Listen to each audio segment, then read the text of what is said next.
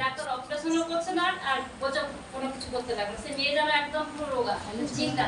মেয়ে কলেজে পড়াশোনা করছে, টেনশন হচ্ছে, মেয়ে বিয়েও দিতে পারছে না ওই কারণে। তা আমি একদিন গিয়ে বললাম যে আমরা এরকম যাই ভবনে, ওখানকার মানে তেল জলে অনেক রকম মানে সুস্থ হয় আর কি।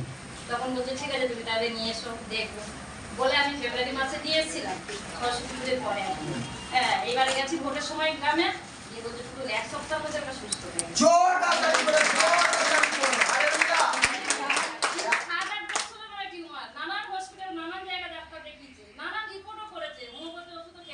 সুস্থ হয়নি তার। আরে যিশু পারে সুস্থ করতে, জোরদার তালি করে, জোরদার তালি করে। হালেলুয়া। এই সময় আমরা প্রত্যেকে আমার সাথে থাকো।